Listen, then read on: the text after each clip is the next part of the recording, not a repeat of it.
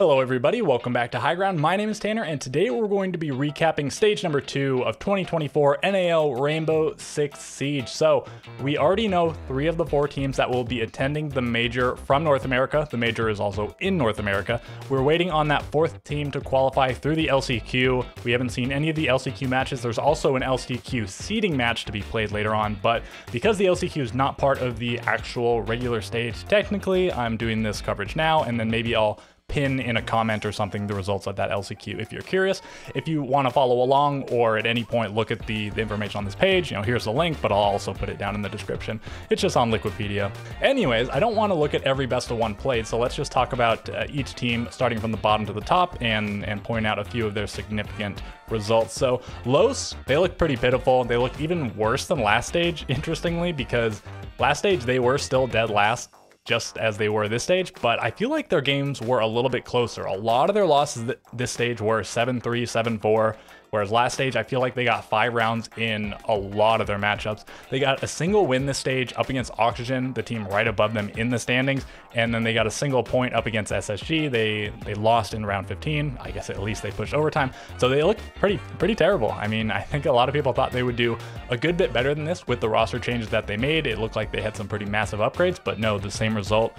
Then we have Oxygen, 1 point above Los. They did lose to them, as I mentioned. They beat Luminosity, the team right above them in the standings, and they had overtime losses up against Sonics and Wildcard. Besides that, they lost all their other games in regulation, but these guys did go max regulation in most of their games, like against Space Station and up against M80, etc. Like, they had a lot of close games, and that's really reflected in the round differential. Really close records between them and Los, but 9 whole rounds better round differential is pretty big between the 2 teams. Then we have Luminosity, who it felt like were probably the 6th or 7th best team. Had they retained Surf, I think maybe they would have done a bit better, and it was quite close. 3 points separate them and Wildcard, just 1 game's worth of points, and they were actually only 1 round better than Oxygen, I think helped by the fact that Oxygen did defeat them in the very final play day. Luminosity, they had the opportunity to make it into playoffs all the way up through their last game. They had to win, I think, 7-4 or better in order to take the 6th place position away from Wildcard. Instead, they lose 7-4 to Oxygen, and yeah, they only get 2 wins, 6 regulation losses, no overtime played, funnily enough. I mean, they're always a team to sort of watch out for, but they've historically never been a top team within the league. And we have Wildcard sneaking into that 6th place position, and that makes the bottom 4 exactly the teams that I expected, and I think most people expected. It does seem like there is a pretty stark difference between the top 5 and the bottom 4 teams that really is reflected in the points gap. The biggest gap in points being between the 5th place team and the 6th place team, with a whole 4 points here. And yeah, M80, they got off to a really hot start. They had 5 out of 6 points in the very first week, but then they really fell off. They were 2-0, and then they went 2-4 from that point. So yeah, they were sort of shaky. They did go 4-4 overall. They were good enough to make the playoffs, and they did make it through the first round in the playoffs, which we'll see, but they were fine. They did worse, I think, than it seemed like they would based off their explosive first week. Then we have Cloud9 Beast Coast. They did get a whole 5 wins, but they did lose to a lot of the top teams. Like, they lost to M80, who actually end up below them, but they also lost to let's see, let's go down the line. They had a bye in the second day. They beat Luminosity, who was below them. They beat Wildcard, who was below them. They beat Los, who was below them, but they lost to Dark Zero. They lost to SSG. They beat Oxygen, who was also below them, and they beat Sonics. So they actually only beat one of the teams that was above them in the standings, and lost to another team that was right next to them in the standings. So they beat the teams they should have beaten, and they did not beat the teams that were sort of more 50-50 matchups on paper. And in this very last day, they actually beat Sonics. They were playing with a sub, and they weren't playing for a whole lot, really, just for bragging rights mostly. Sonics were playing to potentially get first place in the league. So there was a good bit on the line for Sonics, not much for Cloud9 Beast Coast, and they still sort of smoked them. So a bit of a puzzling result, but anyways, there was still the possibility for them to bounce back in the best of 3s, which we'll be seeing shortly. Sonics, like I said, they had the possibility at the very end to make it up into first place. Had they got the full 3 points up against Cloud9 Beast Coast, they were plus 15 before. They got -4 in that game. So if they'd won even 7-5, that would have tied Dark Zero on points and round differential, and they had the head-to-head over Dark Zero, so they would have been first place in the league, but not to be. Space Station and Dark Zero end up on top, and Space Station and Dark Zero actually only one loss apiece. Space Station were pretty close to losing several games, but they only took the one loss, which was against Dark Zero, the one team above them. Dark Zero's only loss coming to Sonics, and up until that last day, Sonics only had one loss as well, which was against Space Station, so there was a little bit of a triangle going on. They were pretty clearly the three best teams, I think, throughout round robin because of a number of factors, but especially the fact that, yeah, they only had that one loss going in the last day, and they were all against each other. And yeah, Dark Zero, huge from them, only one loss, and that was their very first game. They got smoked by Sonics. This was a big statement game with Canadian now being on Sonics, coming from Dark Zero, absolutely crushed them, but still, Dark Zero end up on top, and they bounce back, only having the one loss, not playing in the first day. That was their bye day. And now let's take a look at the playoffs. Okay, so yeah, the seeding is as such. Dark Zero and Space Station go directly into the semifinals. They got a bye because of their top two positions, and then the 3rd through 5th teams are here. 3 plays against 6, 4 plays against 5. Loser of each of these goes to the LCQ, winner advances here. Loser of these still gets to play for the major. So if you win here, go to the major, win here, go to the major. And if you win here, first place in the league. So not as much to play for. You're already qualified for the major at this point, but looking at this matchup, a bit of a grudge match, a rematch of that very early game that we saw, Sonics up against Dark Zero.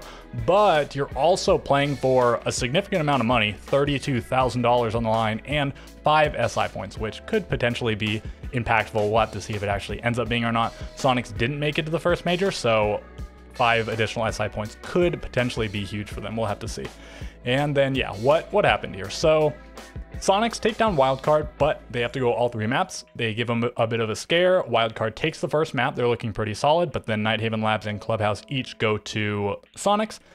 On the other side of the bracket, Cloud9 Beast Coast, they fall to M80 once again. So M80 is actually up 3 maps to none on Cloud9 Beast Coast this stage, and they're all close. It was an 8-6, a 7-5, and a 7-5, but one way or another, Cloud9 Beast Coast is going to have to claw their way through the LCQ. Turns out M80 will also have to do so because they win this one, but they lose their next 2. But next up, yeah, Space Station versus Sonics, and it's a clean win for SQ. They just totally outclass them 7-4, 7-4. SSG is going to need to boss up if they want to make the major, which they actually do, and I think they're also going to need to boss up at the major if they want to have an impressive international result. They do really want to do better than last time, where they look pretty good in groups, but then they got smoked going 0-3. We'll have to see what happens for them there. Dark Zero up against M80. This was a close one. 7-3 win on border for Dark Zero, but then a couple of 7-5s after that. Dark Zero clearly the better team, maybe not by a massive margin like we saw in this matchup, but still they get it done.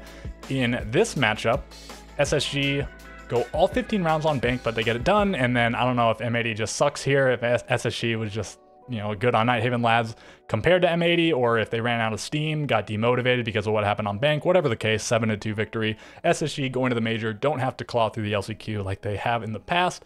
And then for the first place game, the best game of the stage, probably throughout all of the regions, one of the best games we've seen in a while. Certainly, it's very rare that we ever see a best of 3 go all 45 possible rounds, but we see it. I mean, let me know when the last time we ever saw this was. Maybe in one of the minor regions or something, but I can't think of a time that this has happened in recent memory. Maybe some triple overtime with some 8-6s in there, but all 15 rounds, all 3 maps is incredible. And Sonics, they bounce back because they lost the first map. They had to win in, turns out in round 15, the next 2 matches. Ambi went crazy here, tying the best of 3 kill record, I think, with Citizen, 55 kills. Pambazoo was just 1 shy at 54.